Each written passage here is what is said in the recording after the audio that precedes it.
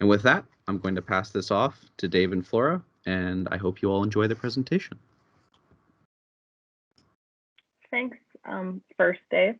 So I'm Flora. We have second Dave also presenting. Can you flip slides, Dave?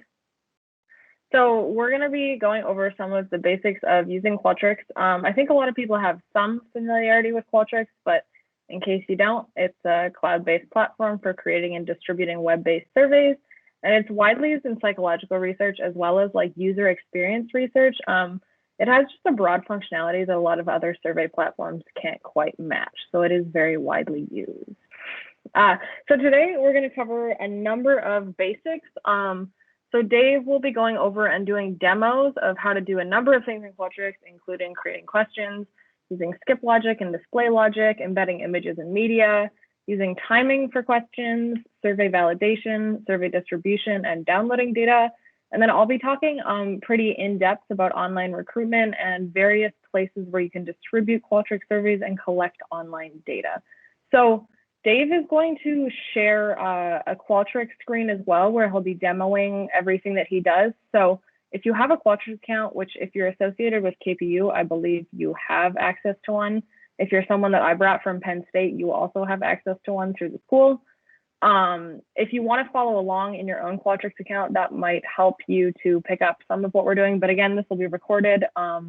You will have that to check back on, and Dave has included a lot of instructions in the slide. And anything else? Oh yeah, if you put a question in the chat, I might interrupt Dave to ask it if it's something that it seems like a lot of people might get stuck on, because there's some tricky things. Otherwise, we will get to it after Dave finishes the demo. I'll give that to you, Dave.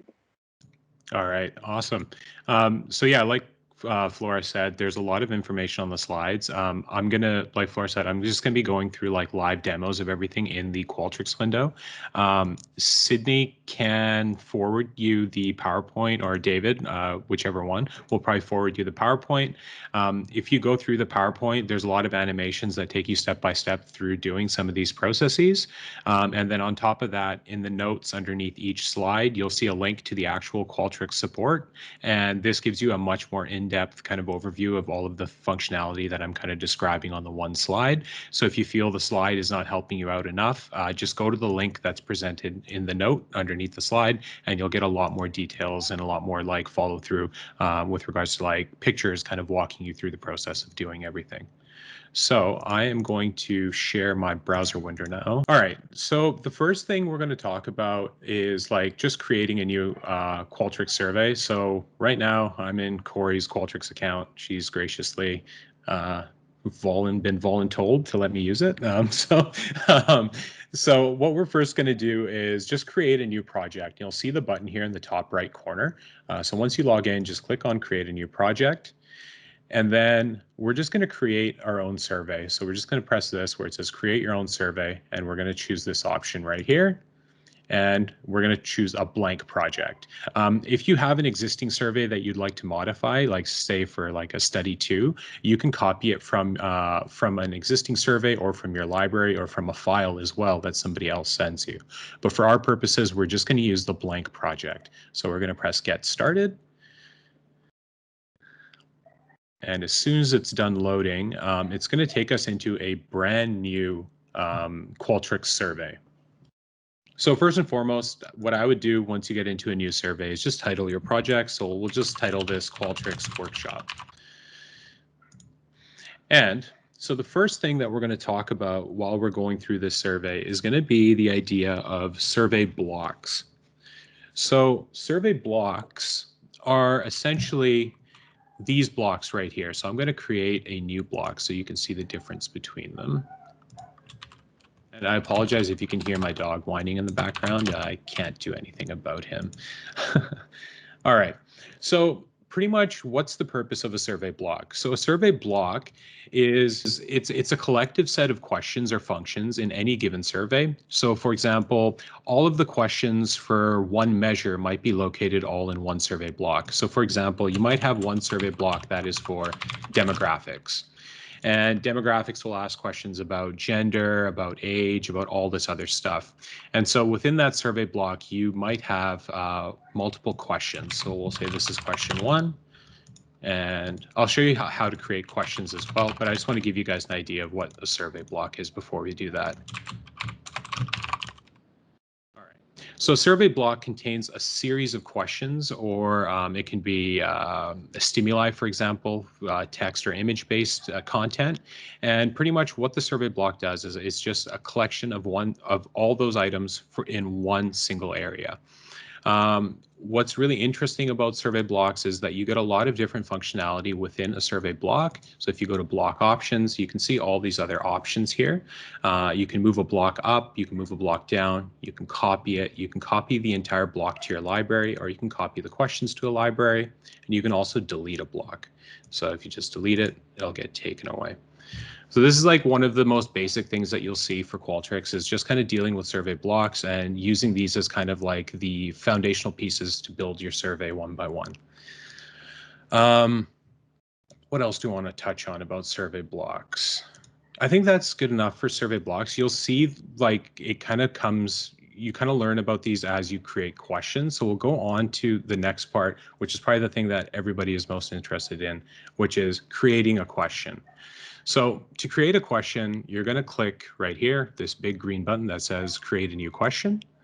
And once you do that, you'll see it defaults to a multiple choice option. So to edit the question text, you just click on the question text, and we can type in what do you identify as your ethnicity? And so you'll see like you just create your question, and then over here you click on the response options, and you can type American, or whatever your choices are. You can type them here. And as you'll see on the choice options for the question, you also have additional functionality. You can actually make your choice options graphics. You can do rich content editing for them. You can also remove choices, or you can change the positioning of them. In addition to all these options that you have here, you'll also see on the right-hand side in this kind of control panel a bunch of other options. So what do I want to talk about here with regards to creating questions?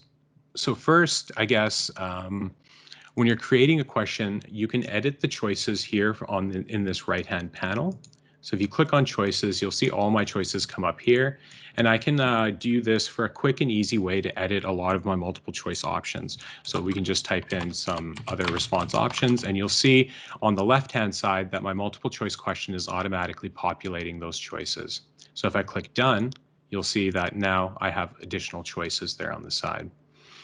So with respect to other options that you have for questions, for multiple choice questions, for example, you can allow participants to choose a single response option. So they'll only be able to choose either 1, 2, 3, 4, 5, 6, or you can have them choose multiple answers. So for example, this might be for questions that have a select all kind of context behind them. With this respect, they can choose multiple options like 1, 2, 3, 4, 5, 6, anything that applies to them. Other options that you have with regards to the multiple choice question are how the question appears to participants. So in this one, if we press the preview button up here, it'll let you preview what the question looks like. And it'll pop it up in another screen. I hope you guys can all still see that. Or maybe you can't. So it kind of just shows you what the question looks like in a separate window. And then what else do I want to show you? And then if we change it to horizontal and we preview it again, it will show you a different view. It'll show the questions horizontally rather than vertically, or the response options rather. All right, so the next thing that I want to show everyone is about how you can delete a question. So you can see in this right-hand control panel that if you select the question, the control panel options pop up. And then here we have a bunch of different question options like move question, copy question, preview. If you want to remove a question, you just press this red minus sign here and it'll remove it and it'll delete the question. If you accidentally delete a question, you can always recover it by going to your trash bin, which is located at the bottom of your Qualtrics survey. So if you just go down there and this is the question we deleted, we can either permanently delete it or restore it. So we'll restore it for now. and it'll pop back up to its original place. So this is the question that you'll most likely be using for a lot of web-based surveys that we use is primarily the multiple choice question. You do have a lot of different question types, however, that you can go through when you're doing a Qualtrics survey. So I'm just going to show everyone all of the different question types. So the primary ones that we use are these top two and then these next 6 over here. So I'll just go through these one by one and kind of give you a little bit of detail as to what the purpose of each of them is. So a descriptive text question can be used to add an introduction or instructions to your survey, or wherever you need to kind of display content to the respondent without asking for feedback. So let's kind of see what a descriptive text question looks like. So we'll click this option, and it will change our existing question that we have selected to a text/graphic question. And as you can see, after we selected that, the multiple choice options are now gone because it's a text question, and this will be some sort of information about how to do the survey. And so we can provide participants with detailed instructions about the measures that are coming up. And, you know, it kind of might tell them like, hey, this is the questions you'll be answering and how you're supposed to answer them. So text-based questions are kind of static content that's used to give instructional information or is used to kind of present a stimuli or scenario.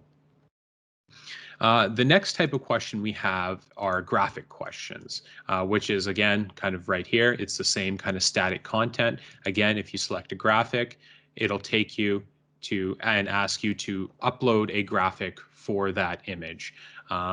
So I won't use any of these, but you can see it takes you to your library. I'll just use this one as an example. So if you select a graphic, it will insert that graphic. And again, it's static content, which means you're not asking for respondents for their feedback. You're just showing them something. So this is, again, is very useful if you're trying to present some sort of stimuli or you're trying to show individuals a scenario that they're supposed to read or instructions that they're supposed to read. Okay. So what's our next question type? The next question type is just the standard multiple choice question, and we've kind of gone over this one. This was the first question that we kind of tried to make. And so, like I said, you'll see a lot of different choice options here on the right-hand side. You can change the number of choices you have for participants to respond to. There's an option called automatic choices, and this is for Likert type scales. And so if you see, you might have something about satisfaction. And so you'll see a 5-point Likert scale where it generates automatic response options, and you can increase this to 7, and, you know, et cetera, et cetera. And so these kind of auto-generate response choices based on what you're looking for with respects to your Likert scale. What can we go on to next? I'll go over these other options, validation and stuff later on once we have a little bit more understanding about the different question types. So the next one we have is text entry. So text entry provides us with like a question, and then it allows participants to respond with an open-ended format, with an open-ended response. You can change the box options here on the side. You see here again. So you can have a single line for text entry. You can have a multiple line. You can have an essay text box, which just means that this box can become very, very big. Or you can also create a form, which can be very helpful if you're perhaps looking for demographics information and you want to make a form. Then all of those items would be located inside one question. I've never used the password option, and I'm not sure what you would use it for, but you do have that as well. All right.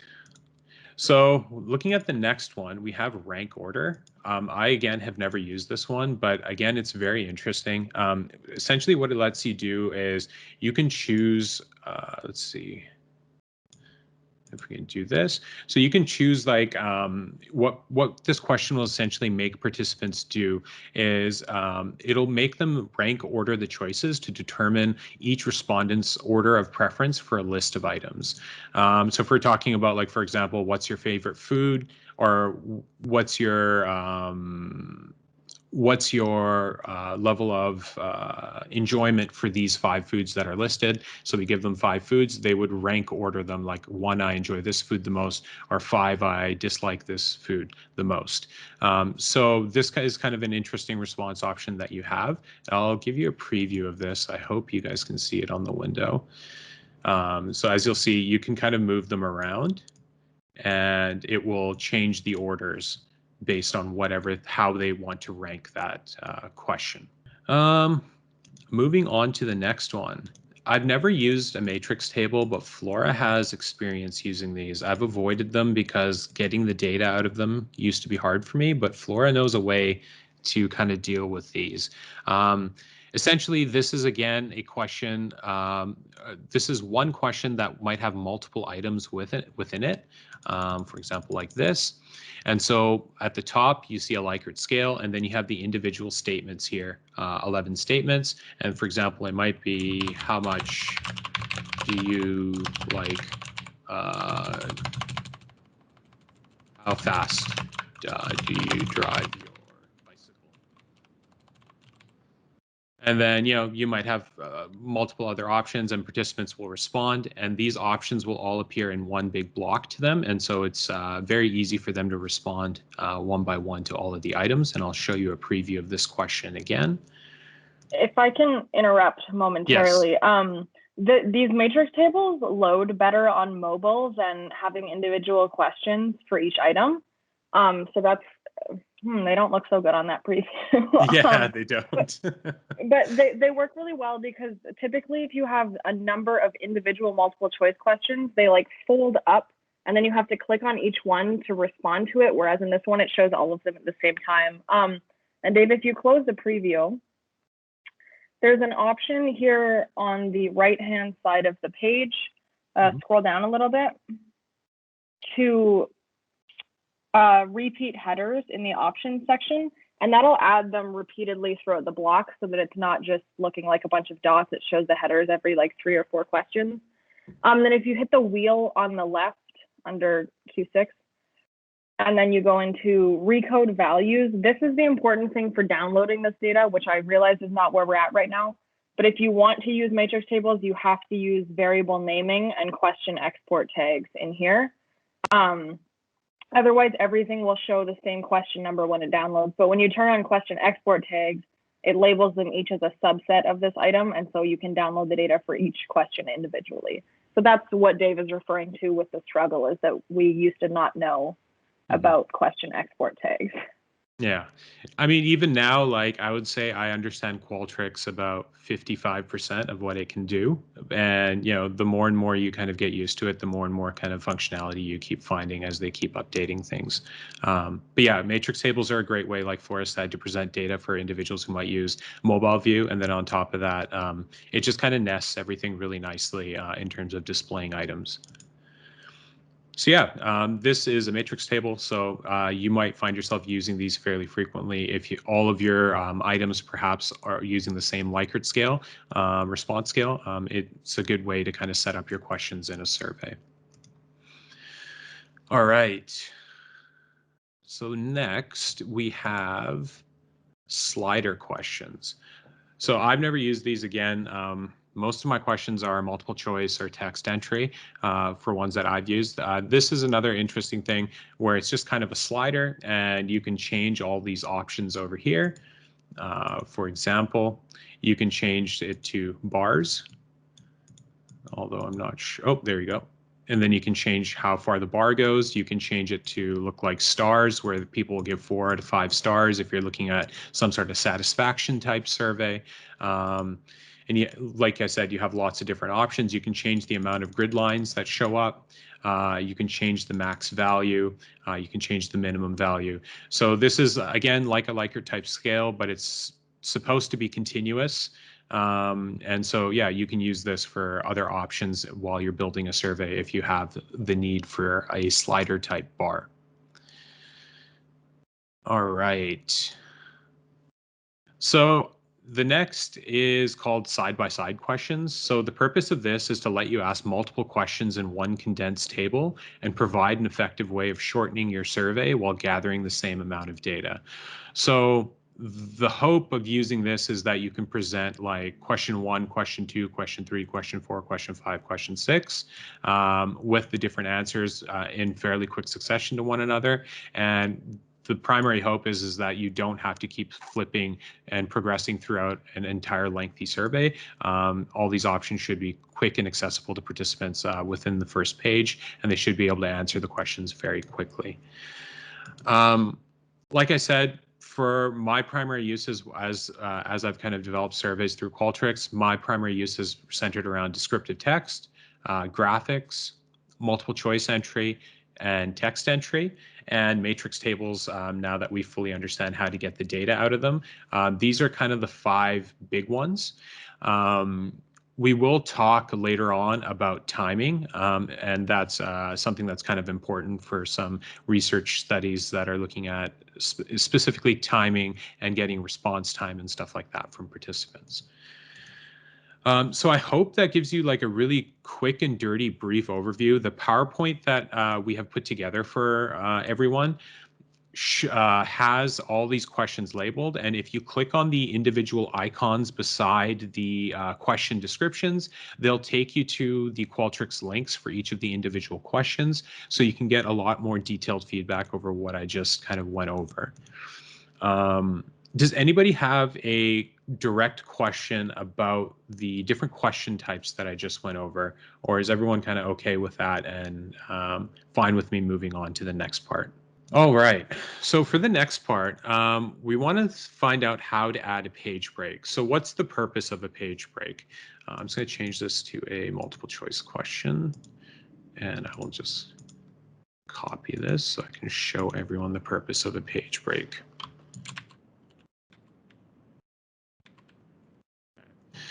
So I'm just going to preview the survey, and I'm going to show you how it shows up without a page break. So if you're looking at a survey, all these questions are all within one block, as we talked about. And so we have question 1 followed directly by question 2. So question 1 shows up and it has all the response options, and then question 2 shows up, has all the response options, and then we have the next button. So the purpose of a page break is to separate survey items within a block. And so how do we add a page break? So what we're going to do is we're going to select the question we want to add a page break after. So we're going to select this question right here. And then on the right-hand side, you'll see under the Actions menu down here in the bottom right corner, you'll see a function called Add Page Break. So if you click on Add Page Break, you'll see this line pop up now. And the purpose of that line is the following. When we go into Preview, now only question 1 appears on the first page, and then when you press the next button, it will take you to question 2. And so what that does is essentially it just separates items within a block so that they all appear on their own page. You can still have multiple questions appear on one page, but essentially it's just forcing the end of a page here by using a page break. This is going to be important later on when there's specific functions that might require a page break in order to have functionality. But we'll kind of go over that at a later point. Okay. Oh, I guess I should show you how to delete a page break. Page breaks get deleted the exact same way a question gets deleted. You just press this red minus sign and it'll get rid of the page break. And then you can add it again just from here. Okay. So the next thing we want to kind of go over is survey flow. So what is survey flow? Survey flow is one of the main tabs at the top here that you'll see. So it's underneath the survey tab. And then if you go over right here, you'll see a thing called survey flow. So if we click on survey flow, currently you'll only see one block. Let me add one more block actually so you can see different things. Okay. So I just added a bunch of empty blocks so you can see what it populates up in the survey flow. So essentially what you can do through the survey flow is it allows for you to randomize or reorder your blocks. It also allows for random assignment of participants to blocks and branching of the survey and a lot of other functionality. So these are our raw survey blocks that I kind of just added right now. And if you click on Add New Element, you'll see a lot of different options. So if you want to branch your survey, you can add a branch and you have to add a condition. So for example, we'll move this up here. And if we click Add a Condition, it'll give you the question above. And so question 1, if participants select extremely fast is selected, it'll branch them to whatever is down here. And you have a lot of different options here where if you have if a certain response is selected by a participant, it'll take them to another measure that they have to answer. So this essentially is used to direct participants in a specific route while you're doing your survey building. Another option that you have here other than branching, let me delete this, is randomizing. So this is how you would randomly assign participants to different blocks. So we will move all the blocks down here.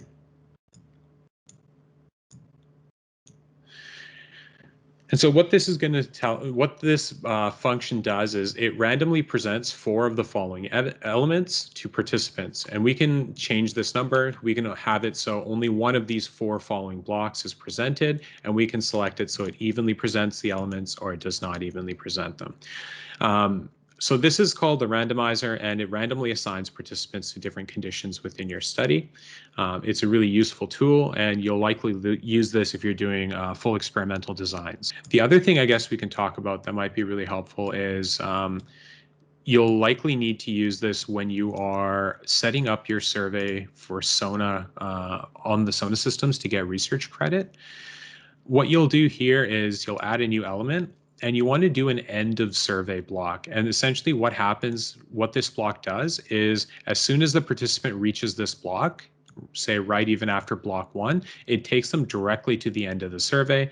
And if you're doing a research study on SONA systems, this block, you need to kind of customize it. You can get help from Ivy or anybody else who's kind of has experience with Qualtrics, and you'll kind of send them to like a auto credit generating link, and you do this through the end of survey block. So this is something that you'll kind of get used to as you come into contact with setting up auto credit on Qualtrics for research studies. So what's the important part of survey flow? It allows you to randomize blocks. It allows you to set up the flow of your survey, i.e. the way in which participants will complete your survey. It allows participants to be randomly assigned to survey blocks. And you can also use it to do other functionalities such as ending a survey after a specific block or branching or randomizing a survey in different directions. So that's like a quick and easy kind of tutorial about survey flow. Essentially, survey flow, like I said, is going to be used to reorganize your research or reorganize your survey.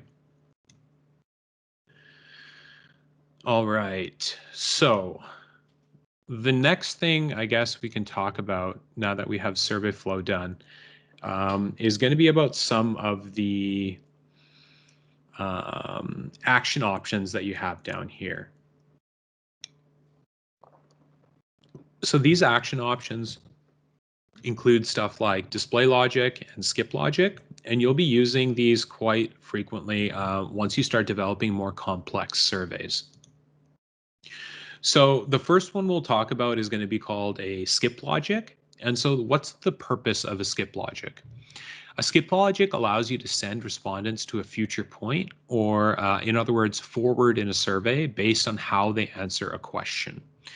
So for example, if one of your inclusionary criteria is that all participants are at least 18 years of age, so we'll ask, what is your age? And if participants respond to something, sorry, just gonna make this text entry. If participants respond to something that's, say participants respond 16, actually, I shouldn't do this.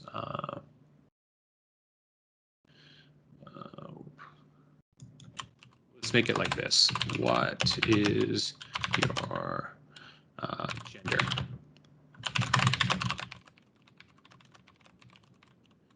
And just for simplicity purposes, we're going to provide two options here right now. So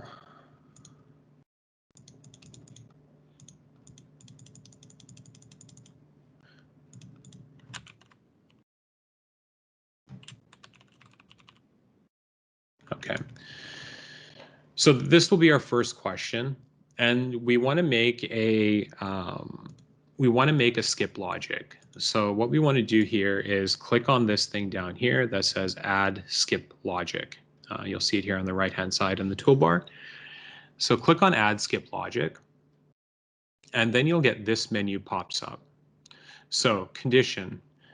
So what are we going to go through here? In the first menu, select the answer choice that you want to use in your skip logic. So if the condition man is selected, we want to skip to question, we want to skip to the end of the survey. So let's preview this question, and I'll show you what this does. So first, let's select woman, which is not what our skip logic is based on. If we select woman, it should take us to the next question, which is question 2. So that's great, it works. If we select man, it should kick us to the end of the survey because it's skipping over everything else.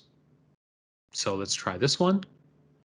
And there you can see it skips over the next question and it takes you to whatever you have defined in your skip to section here. So again, the purpose of the skip logic is to allow you to send respondents to a future point in the survey based on how they answered a question. An important thing to note, you cannot use skip logics to send participants backwards in a survey. Skip logic only works going forwards, so that's something to kind of keep in mind. This is incredibly helpful when, say, you have a demographics form and your research study is only recruiting women. If somebody responds to your demographics form and says that they're a man, you can use the skip logic to skip them to the end of the survey so that they're not wasting their time doing the research study that's supposed to be recruiting only women. So yeah, there's a lot of important functionality with regards to skip logic, and you'll be using this more and more as you develop more complex surveys.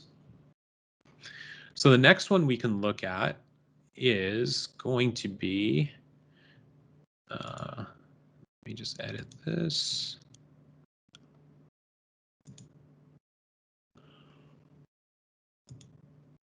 So the next one we'll do is we're going to add a display logic to the next question. Remove skip logic. All right, so the next one we'll do is adding a display logic. So display logic is really similar to skip logic. Essentially what display logic does is when a specific question or answer choice pertains to only certain respondents, you can set display logic on it so that it only shows conditionally based on previous information.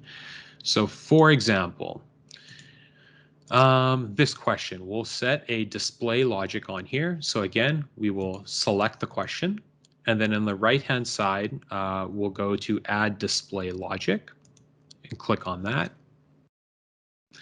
So for the first thing, we're going to press question because that's the type of condition we're trying to satisfy. And for this, we're going to choose the question that comes right before it, which is question 6. What do you identify as your gender?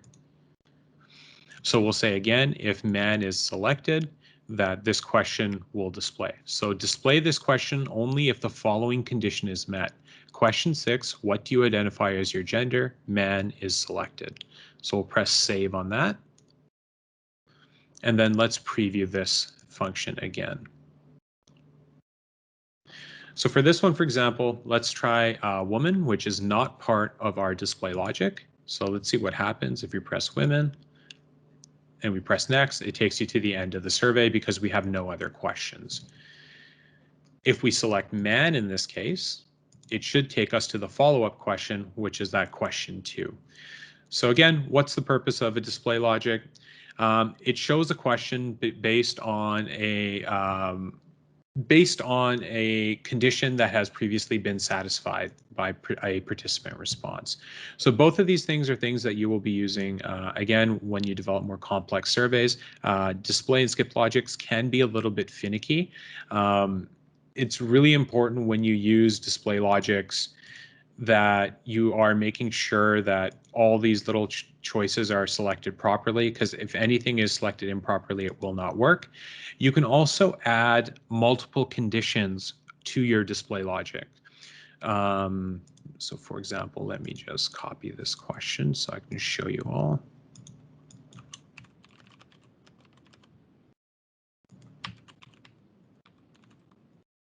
Okay, so let me edit this one now.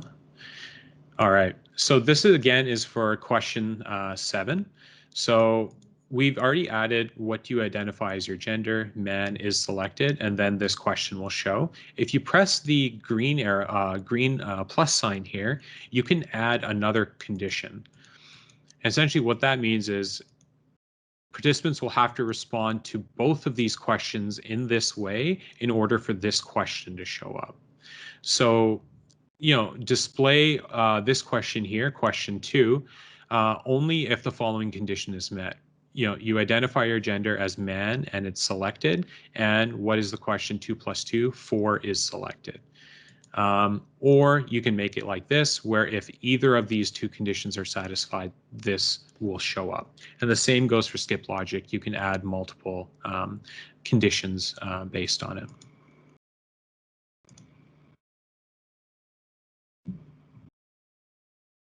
Yeah, Sydney, Corey's got a great example there. We use display logic for participants who indicate they're in a committed relationship, and then display the question of whether their relationship is monogamous or consensually non-monogamous as a follow-up question using display logic. Yeah, so it's a really useful tool for follow-up questions based on if participants have selected yes or no, depending on what the follow-up question is. Okay, so the next thing I guess we can go through is embedding media into questions. So I'm going to just delete these and kind of clean up what we're working with here, just to kind of simplify the screen.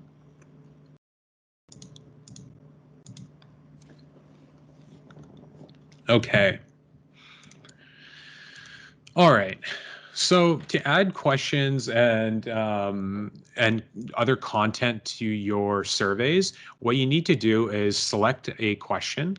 So we're just going to click on question 6, and we're going to click on the text within the question.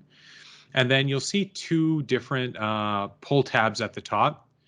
The first one is called Rich Content Editor, and this is the one that we'll be using to do a lot of the different things within the embedding media. So click on Rich Content Editor, and then you'll come up with another option. If your Rich Content Editor looks like this when you first pop it up, just click on the More button and you'll see all the different options. All right, so what does this allow you to do? It allows you to insert media, tables, images, or other rich information into your text. So if you click on this icon right here, for example, we can click it right now, it'll allow you to insert media. So you can select media from your library, or you can even paste in like a YouTube link right here. And so what will happen once you do that is it will insert that media right here into the text box. You can also do like inserting a graphic. You can click on this. And again, you can either upload a brand new graphic, or it will take you to your library of images that you currently have on your Qualtrics account. And then you can just select one of the images that you may be using for your research study and embed it into the question block. Okay. What are the other options you have? This is one that I haven't used too often, but I think it might be really helpful, honestly, when you're doing your consent form, for example. Essentially, what you can do is at the bottom of your consent form is provide participants with a link to the consent form file so that they can print it off or retain it if they ever want to keep the contact information that you provide them. So essentially what you would do is you'd upload a new file, and then that file would show up on wherever you have it embedded and allow participants to download whatever content you're providing them within that question block. So this is a really cool feature. Another feature that I've never actually used personally is you can actually also insert a table, and it gives you all these different options to kind of go through, like how many rows, how many columns do you want, what's the width and what's the height, alignment, all that kind of stuff. I've never used this, so I can't really speak to its functionality or what you might use it for, but you do have that option here as well to insert a table as a rich content. Okay. What can we go over next? I guess what would be good to go over next maybe would be a thing that I kind of touched on earlier, which would be like called a timing question. And so let's just select the very first question we have here, and then we'll click on timing right here.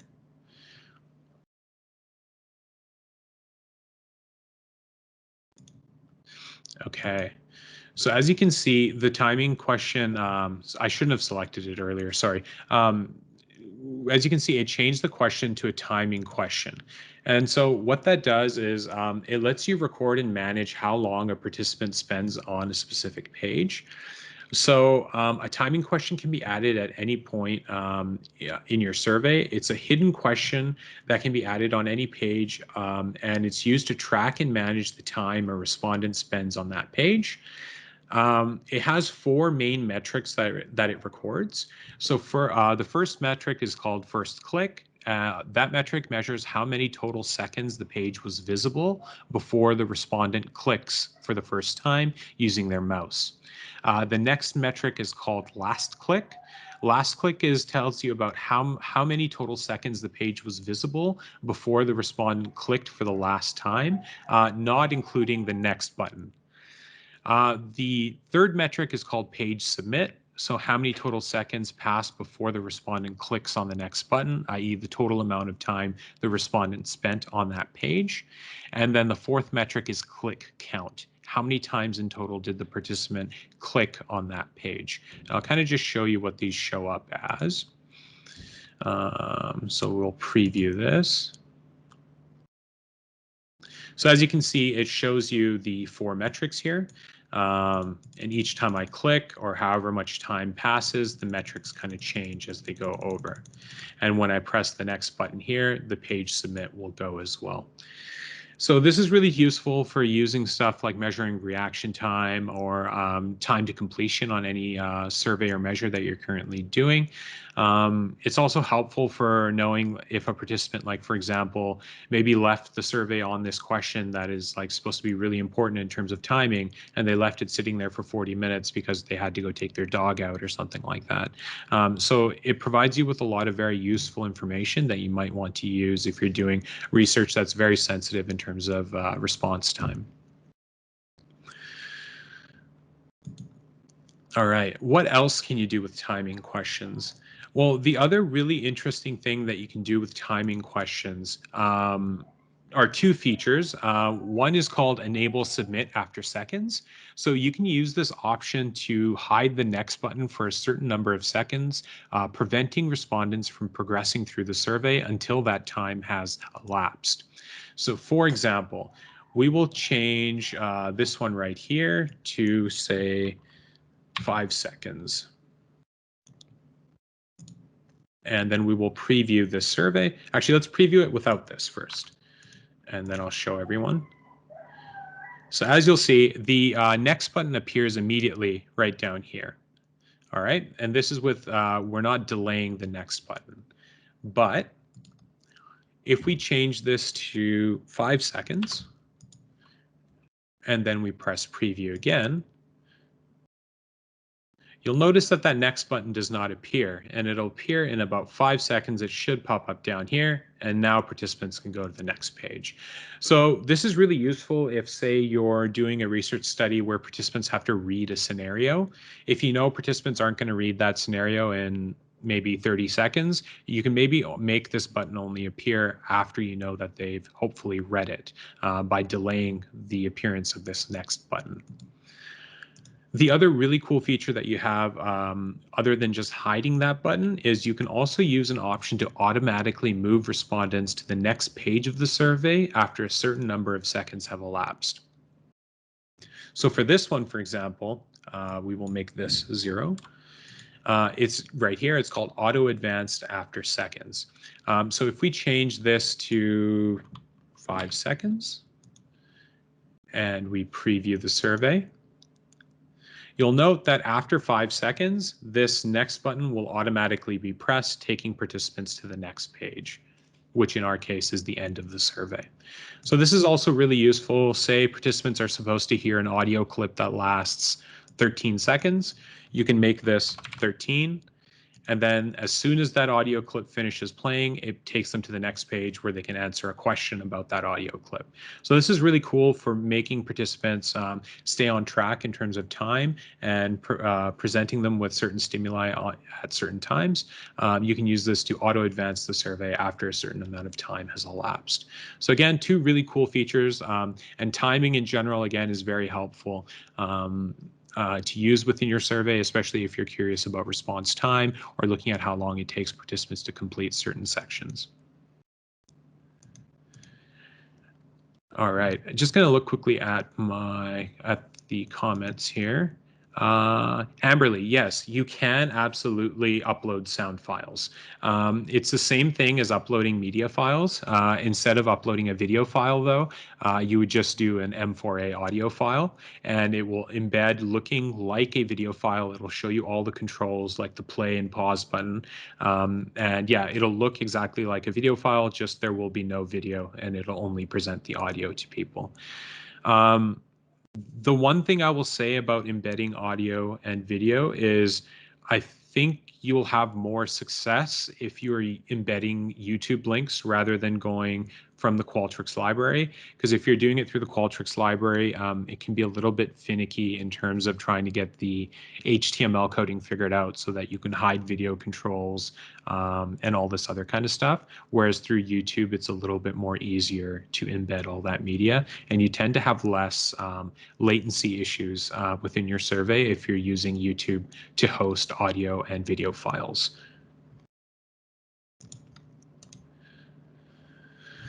Okay. Just trying to think. Withdraw buttons. Withdraw buttons. So I've set up withdraw buttons before at the bottom of surveys where it'll be like a question at like a text entry question at the bottom of each survey. So for example, at the bottom of this block, this question might be, if you want to withdraw from this research study, type withdraw. And then what you want to do is for this one to set up like these questions, it has to be a text entry, and you have to go into validation to do this. To set up withdraw buttons. This is the best route that I've seen to take rather than just setting up a button that participants click. I haven't had success trying to figure out how to do a button.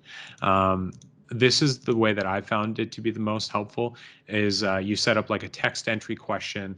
If you want to withdraw from this research study, type withdraw, and then you do custom validation. And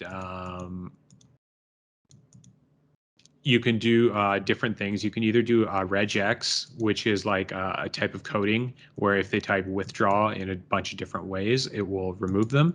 Or you can just say if it's equal to withdraw, ignoring case, it will take them to the end of the survey. You can also use a multiple choice question where if they click withdraw, it just directs them to the end of the survey.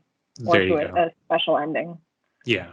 So you have a bunch of different options. And again, you're going to use the skip logic to do that, right? Where if they answer this, it should take them all the way to the end of the survey.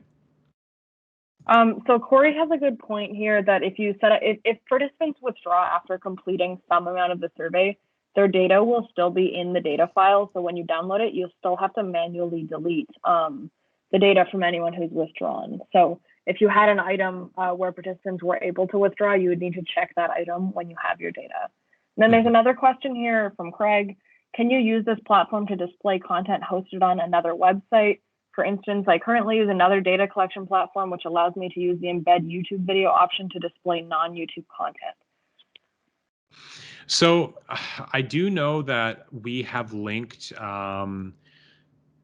we have used Qualtrics to link to a prolific survey, which, so for example, participants will complete task 1 and 2 using Qualtrics, and then at the end of completing task 2, the block should redirect them to a prolific survey. So that should be possible. The way you would do that is through the survey flow, I believe. So say after they complete block 1, they'd get an end of survey thing, and you'd press customize and override survey options and redirect to a URL, and then you would put your prolific survey URL here, and it should redirect them once they've completed block 1 to that prolific survey. And then once they complete that prolific survey, if you want them to come back to Qualtrics, you would have to link them somehow in that prolific survey to come back, or to keep this window open. But I'm not 100% sure on that.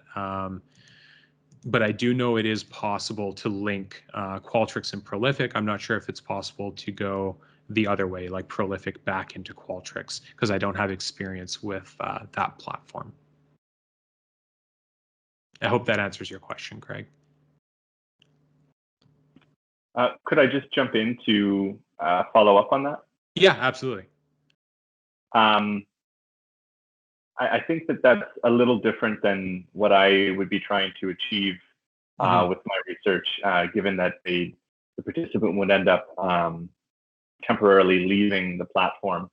But I do intend to give Qualtrics a try and play around with it, and I could see if the sort of embed YouTube functionality works the same way as the other platform I was referring to. So maybe it will. I'm kind of curious to give it a try and find out. Yeah, like Qualtrics has a lot of different coding options as well. And so like, yeah, I do think it should be able to do all of the embed YouTube functions that any of the other major platforms have.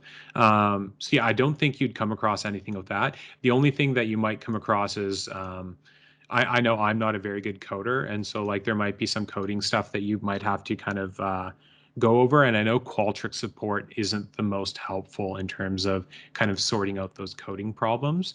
So yeah, you might have to get some support from places like Stack Overflow or something like that. But I do know it is possible. So yeah, you shouldn't have, hopefully you don't have too many issues trying to do that.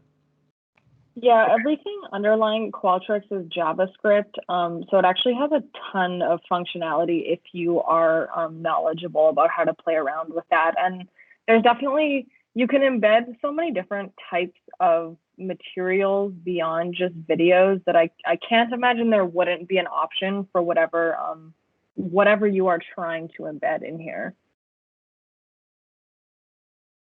Yeah, and I could just show you where the JavaScript would be for a question, for example. So if you just click on the cog, you'll see like add JavaScript. And so you can add Java to any of your individual questions. And I know there is some functionality for YouTube embedding using Java. So you should be able to do it this way. And you should also be able to use Java to like hide controls, to force full screen a video or anything like that. So you should be able to use Java to do all those things. It just might be a little bit challenging to make sure you can get some functional code across all the different web browsers and devices and stuff like that. And then you can also actually, if you just go into Rich Content Editor, you can also edit the HTML as well.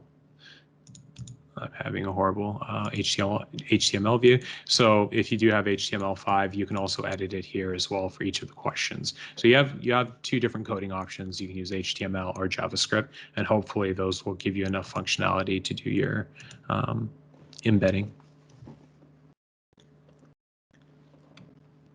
All right. So I guess we've gone over that. I guess one of the other things I guess we can talk about here is going to be about validation. And validation is extremely important for a variety of reasons. So first and foremost, what is validation? So validation is used to alert respondents if they miss a question, or it can be used to force respondents to answer a question before they can progress in a survey. Validation can also be used to limit response options to a specific formatting. And then there's also custom validation that you can tailor to your own specific needs. So let's just make a question.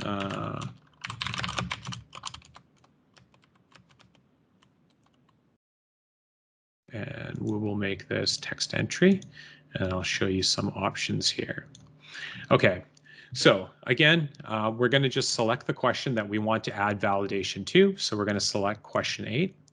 And then again, in your right-hand window here in the toolbar, you'll see it says validation type. So we have a bunch of different options. Actually, I'm going to make this multiple choice first. All right, so we have a bunch of different options for validation. The first two, I guess we can go over are these two options, which is forced response and request response. What's the purpose of forced response and request response validation? So forced response requires respondents to answer the question before they can continue on with the survey. So for example, just going to remove this and add this just to show you all something.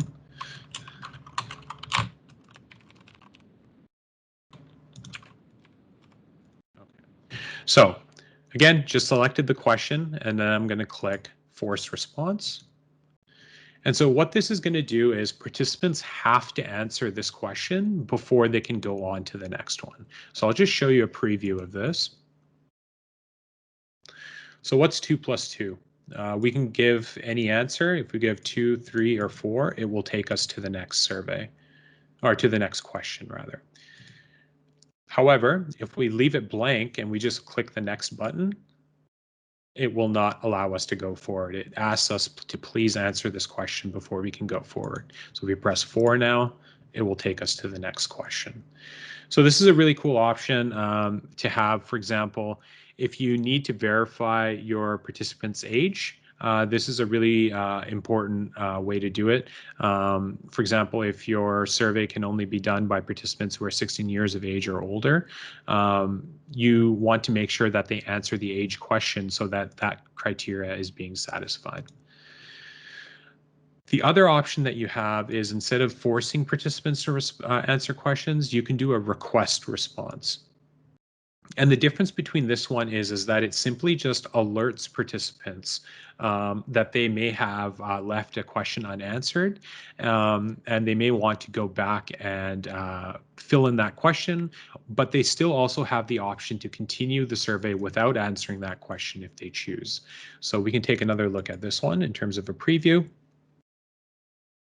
So again, what's 2 plus 2? If we choose any option, it will take them to the next page. But if we do not choose any option and we press next, it gives you this prompt here. There's one unanswered question on this page. Would you like to continue?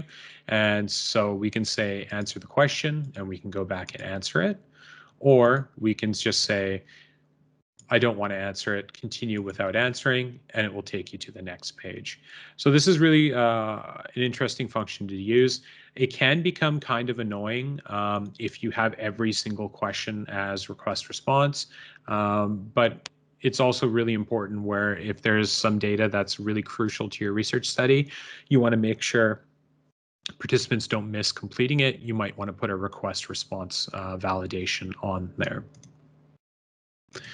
So the next one that we have is called a content validation. And content validation is used for text entry questions. So we're going to change the first question here, what's 2 plus 2, to text entry. So we're just going to select that. Okay. And again, we're just going to select the question that we just changed to text entry. And you'll see that we have different validation types again now under the validation menu. So if you click on content validation, which is the next one that we're going to talk about, you can force participants to respond based on a certain type of content, such as when you want a respondent to enter a valid email address or a phone number or their state or a date. So for example, our question is, what is 2 plus 2? The different types of content validation that we have are email address, US phone number, and you can change this, US state, US postal code, again, you can change this to all these various options, number, and text only. Given our question is 2 plus 2, we probably want to restrict this content validation to a numerical response. And you can set like what you want the minimum number to be, so 0. You can set the maximum to be 100, and decimal places 0. And so I'll show you what happens here once we go into preview. So if I just type ABC here, remember we've limited this response to being only numbers. So if I type in ABC, it should not let us progress, and it says please enter a valid number. So we also said that we do not want decimal places. So if I type 2.5, it also should not. The value cannot have more than 0 decimals. And if we type 4, it should take us to the next page. So this is a really cool way to kind of restrict participants from entering in responses that might be nonsensical. And it also kind of allows you to really force certain responses from participants. So yeah, content validation is really interesting. You also have an option to do text only, where if you're asking somebody like, what's your ethnicity, you don't want them just typing in like 1, 2, 3, 4 like that and proceeding to the next question. So these are all very helpful tools to making sure that you're getting the types of responses that you want from your participants when you have open-ended questions such as a text entry question. Okay, let me just take a quick look at what else I have here. So there is one other option that I haven't covered, and that's custom validation. So if we click on this option, this one's a little bit more complex. I've only used this once. Again, custom validation is used to force a certain type of response for making, for example, for making respondents select the right amount of answer choices in a multiple select question, or you might want to do content validation similar to what we had done here, but none of these content types maybe make sense for what you're looking for. So what you would do in that case is you would set up a custom validation. For example, the custom validation that I set up was to have participants respond to a question using 24-hour format. And to do that, again, you just select the choice, what is 2 plus 2, and then you have all these different options. The ones that I used the regex function. I won't go into this today, but this is one of the primary ones that you'll have to use if you're doing custom validation.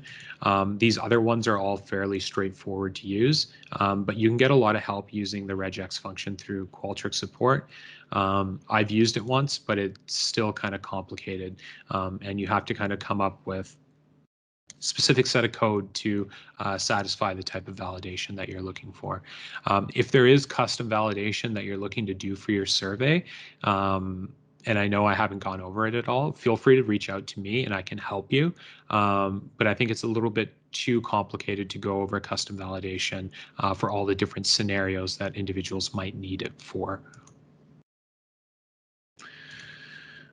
Okay, what else do I have? I think that's all I pretty much have. And I think, Laura, is it okay if you go over like collecting responses and all that kind of stuff through the distribution tab on Qualtrics? Okay, so this is still in Qualtrics. This is how you're going to distribute your survey to actually collect data. So there's a distributions tab on the top within any project. And when you click into that distributions tab, you can access a single link. So there's anonymous links that you can send out via the web. So that's how we distribute our reusable links. So it's just an anonymous link that you can distribute to anyone, anywhere, basically. And then when they click into that link, they will access your Qualtrics survey. So you just want to collect that and post it wherever you want to collect your data, which I will be covering a number of ways to collect your data in a minute. So when you go to download your data, so once you've collected all of your data from your participants, you've reached your anticipated sample size, et cetera, you're going to download your data from Qualtrics. So there's an option in the main frame of Qualtrics to download your data, and you can download your data in a whole bunch of different formats. So CSV, SPSS, TSV, XML, Excel, or Google Drive. So whichever of those meets your needs. And then when you click on and select which one you want to download, there will be a number of additional download options. So it'll ask you things like, do you want to download the question numbers or the choice text? So the choice text would actually download the question that you asked for each one, whereas the question number will download the numbers from Qualtrics. So there's some intricacies to play with there. You'll find a way of doing it that you like. There's not really a wrong way to download your data because it always downloads all of the essential data. But depending on how you like to organize and sort of recode your data, you might have different specifications on that front. And so if you use SPSS, not everyone does, but if you do use SPSS, then you can use syntax to relabel all of your Qualtrics data. And so this is what I was showing in the matrix tables when Dave had that open in Qualtrics.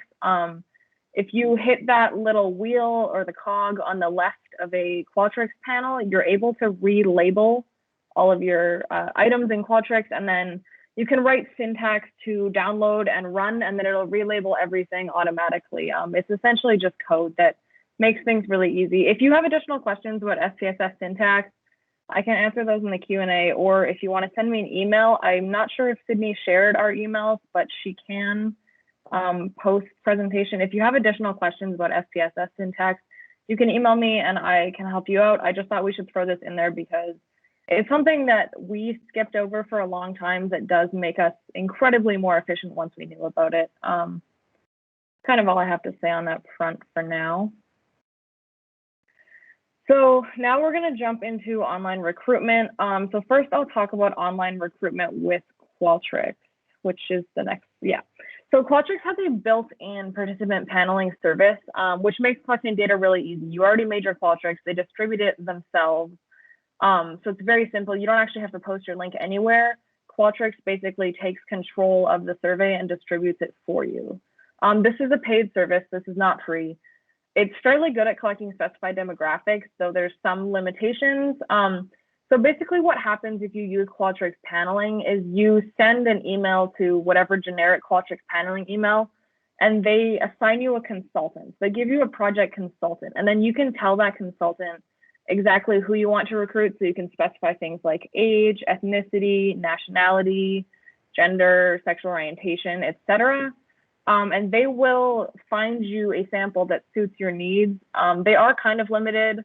They do a good job of representative samples, but they don't have all of the demographic information that you might want. So they're kind of limited. I believe they only have sex rather than gender. They don't have gender identity, and their options are limited. So there's some issues there if you're looking for really specific samples, but they're pretty good at collecting a specified sample. And Qualtrics has sales relatively frequently, and it is cheap to recruit on Qualtrics when they have sales.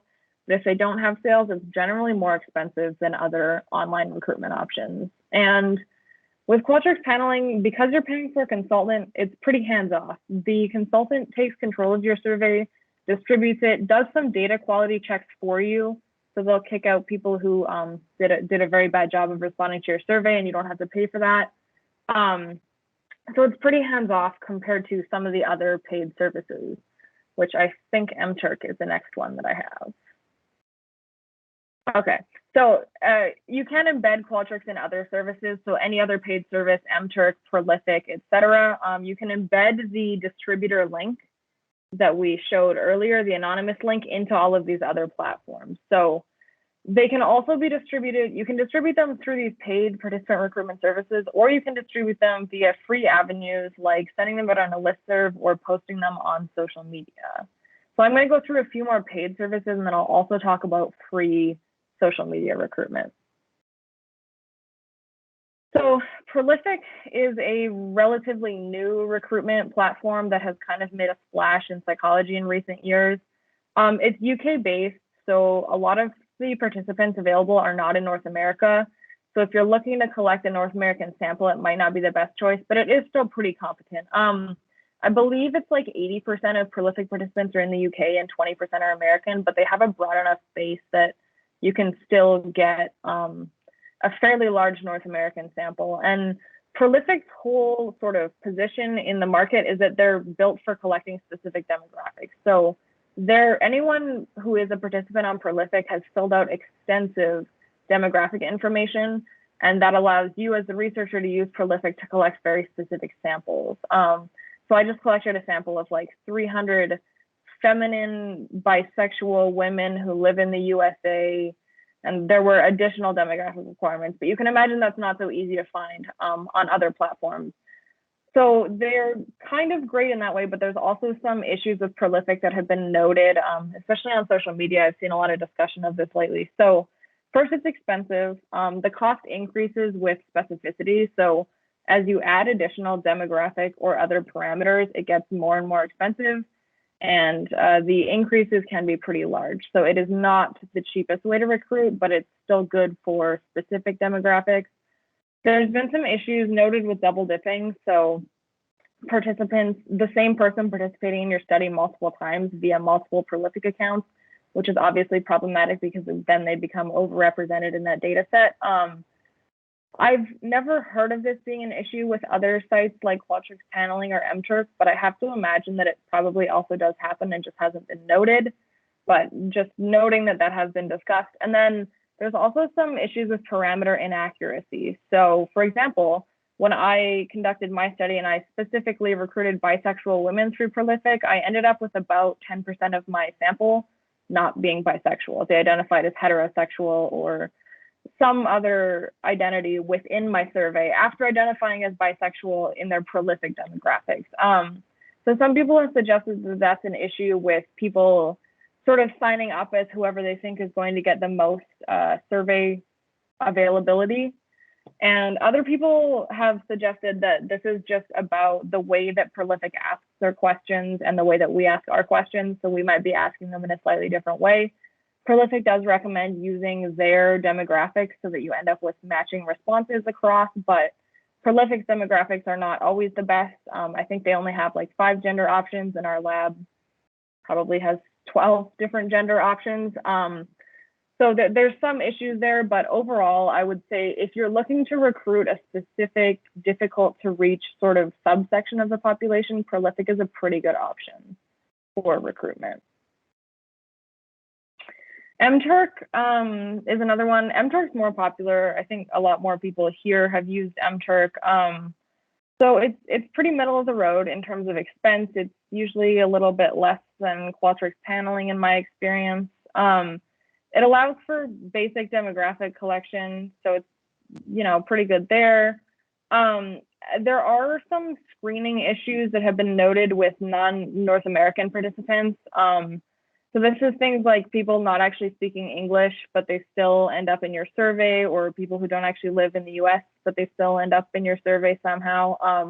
So it seems like MTurk has some issues there, and that ends up being lower quality data than other paid services. So it's kind of a trade-off of price versus data quality for this one. I haven't used MTurk as much because of the lower quality data. I personally have mostly used Qualtrics, but MTurk is also a decent option. And then finally, the thing that I think a lot of people are probably interested in because it's free is social media recruitment. So generally speaking, you can just post your Qualtrics link on social media and you're kind of good to go. But you can also do paid options. So for example, Facebook has paid advertising where you can target specific demographics by gender, age, geographic location, etc. But I'm going to focus on free because that's generally what I do.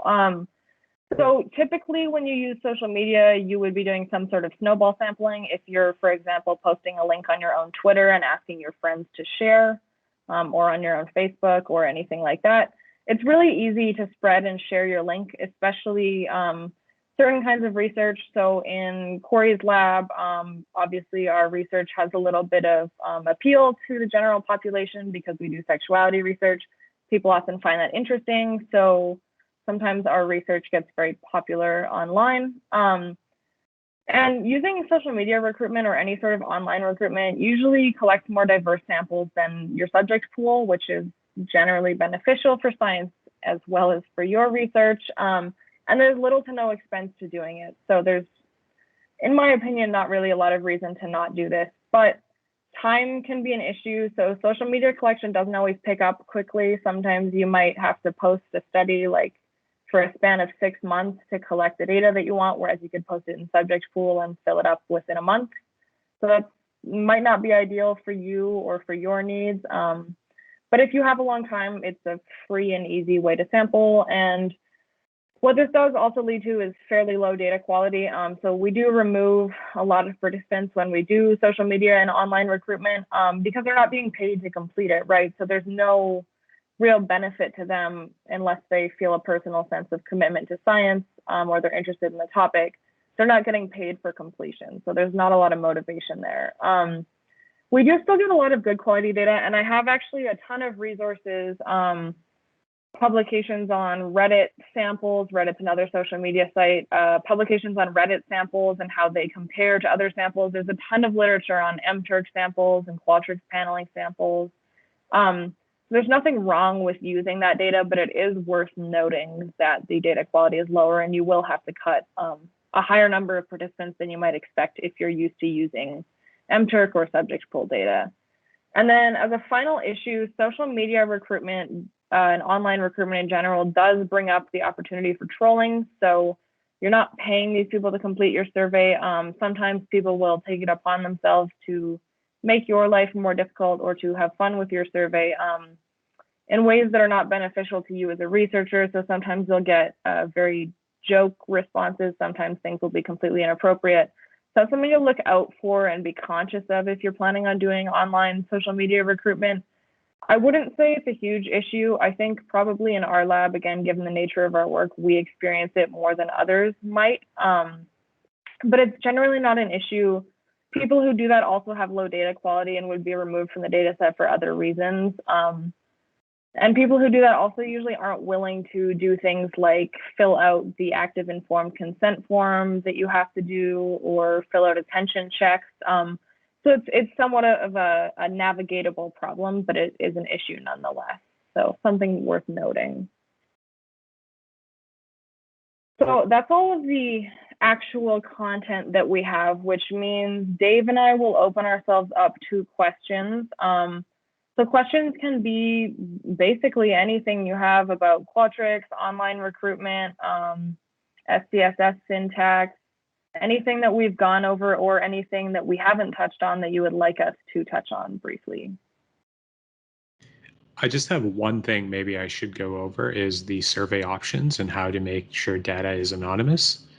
That might be really helpful. So I will actually just share my screen and show everybody that one option before we open up the floor for questions.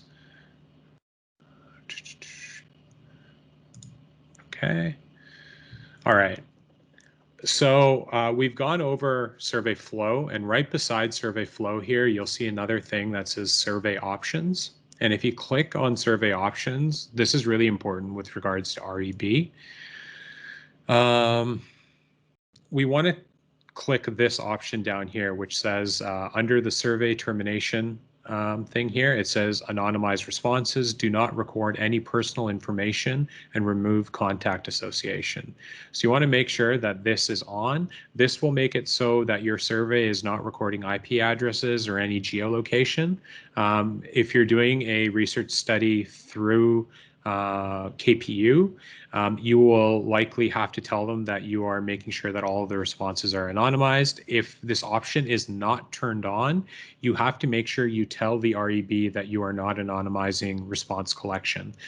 So make sure that if you are not using this option, that you tell REB why you are not using it, and make sure that it's clear. If you have told REB that you're going to be anonymizing data and not collecting IP addresses, you have to make sure that this is on. So again, you'd go to survey options, survey termination, and then click on anonymized response. Yeah, so it's a really important one that I forgot to cover.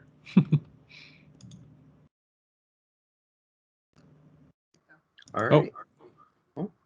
Corey had another little mention down there. You can also click prevent ballot box stuffing so that people cannot complete the survey more than once. The only issue that may present is if there's multiple people within one household that want to take the research study. They may have issues doing that. Sometimes they don't, sometimes they do. I'm not sure how that works, but yeah, if they're trying to do like the survey multiple times from one phone, but it's 2 participants, it might pose some problems. But yeah, that's another option that's usually really good.